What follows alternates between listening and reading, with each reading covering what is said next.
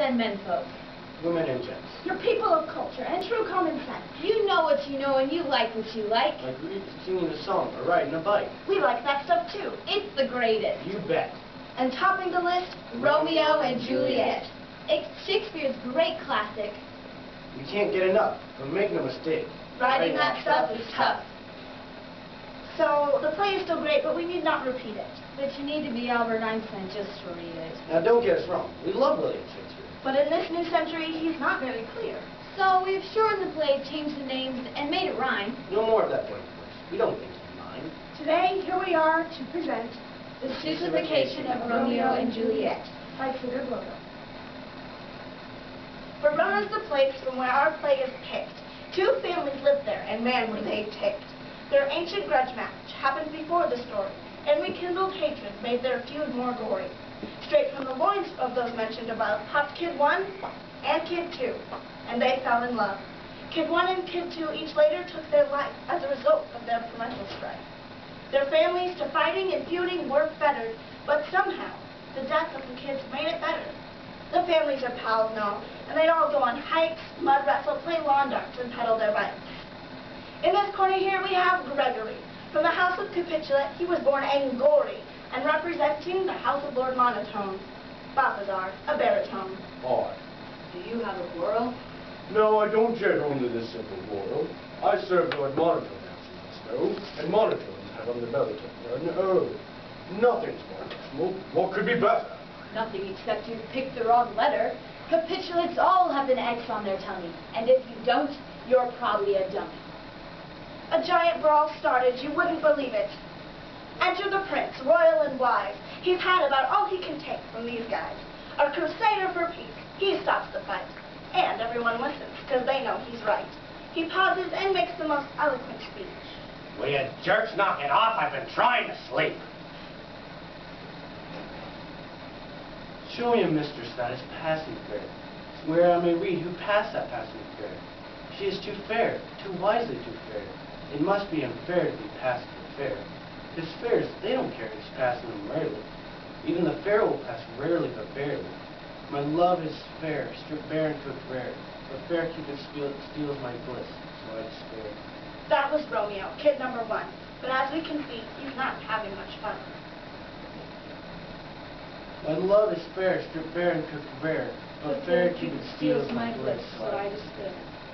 Romeo, I know your heart has been broken, because on this matter, you've endlessly spoken. This tether to sadness, I think you must cut. Or if you don't, will you please just shut up? Benvolio, it is so rare to forbear. Hey, buddy, can we help you there? Of course, if there's help, then I need it. Because I have this list here, and I just cannot read it. To find a strong reader is what I've been hoping. I'll read it to you. It'll keep me from moping. These folks can come to the Capitulate's party. Smarty Man Tino and his boy named Artie. Bronco Buck Billy and Buck Billy Buck. And Lady McDinky McDucky McDuck. Dave from Topeka and Lady Von Ryball. Rosalind Valentine, Olivia Tyball. Anyone named Gordy or Tim or Melissa can come to this bash. If they can't, then we'll miss you. This party sounds great. Like the best of the best. If you're not a monotone, then come on, be our guest. Romeo, we've got to go crash this winded. There's sure to be beauties to make even you sing. The party will never cure my broken heart, but I'll go along with you to take your part. Forget this girl who won't return your affection. Dance with some others and make a new selection. Go, gentle Romeo, we must see you dance. My heart is too heavy. There isn't a chance. You lovesick dreamer, your dreams aren't all dreamt. Each man sees a new day, and you're not exempt. Do you want to live your whole life in a hole? Each man sees a new day, and I'm telling you so. A life should be filled with adventure and bliss, and that's why I'm bothering telling you this. Good evening, gents. There's plenty to eat, and ladies who dance despite corns on their feet.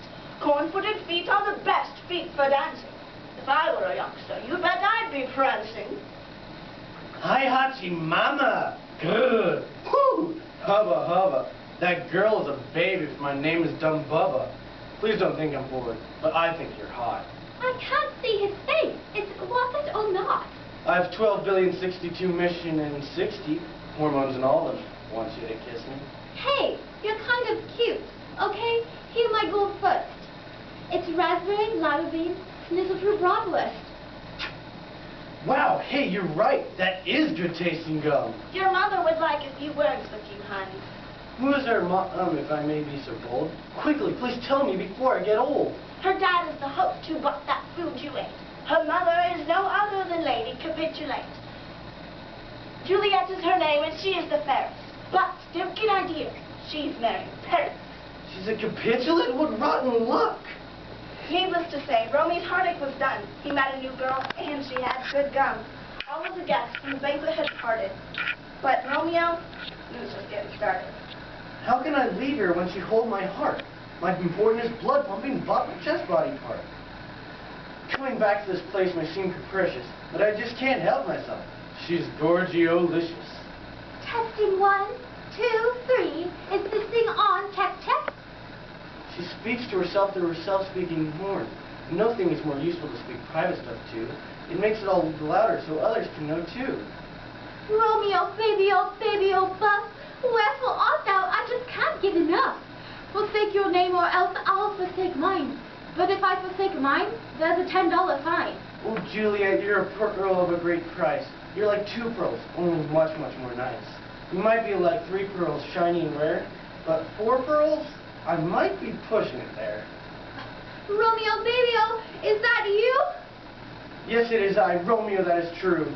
I heard your self-speaking speech through your horn, and I love you, my love, just as sure as you're born. Well, let's find the preacher. Let's hitch tomorrow. Enough of this fighting. This feuding. This sorrow. Kiss me once more and send my lips to heaven. I can't anymore tonight. It's past 11. Well, it couldn't hurt if we kissed through the horn. Then we'll elope when the sun lights the morn. So Romeo ran to the home of Monk Larry. Not Monkey Larry. He's not quite that hairy. He's just a monk. The monkiest one that Romeo knew, and could get the job done. Oh, good, Monk Larry. I'm glad that you're here. Where else would I be? How can I help you, my duel filled with glee? I need your consent. Monk, will you marry me? Listen, punk, I'm a monk, don't you get it? I live all alone, and I'm wearing a habit. No, there's a girl that I met us late. She's the daughter of Capitulate. Our love is true. Are you sure? Yes, indeed. 190% guaranteed. All right, my young pup, I'll tie your knot. But if you're eloping, you'll need a plot.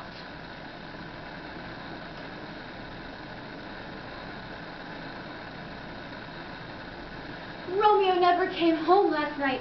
He never came home and he's still out of sight. Oh, here he comes now. Hey, Romeo, what gives? You didn't go back to the place where you live. There's an optometrist. His name is Cupid. He opened my eyes and made me less stupid. I met a new girl, and she's the best of the best. She passed the Romeo Hot Mama test. Has anyone seen Romeo Monotone? I must see him before I go home. Hey there, not bad. She's a fine catch, old son. I guess I was picturing someone more young. Wow, she's a babe, all right. Look at those girls. What? Are you mental? That's not the new girl. Juliet, my mistress, inquires about you, but I think she's missing a half-dozen screws. As her nurse, I must ask, what makes you so great? Why do you deserve Miss Capitulate? My friends say I make a great milkshake. All my friends say so. All right, that's good enough for me. So where should we meet you? We'll meet at Monk Larry's place later today. He'll marry us there, and then we'll say hooray. Oh, I love small weddings. What could be humbler? Excuse me there, miss. Can I get your number? So Romeo went back to Monk Larry's house.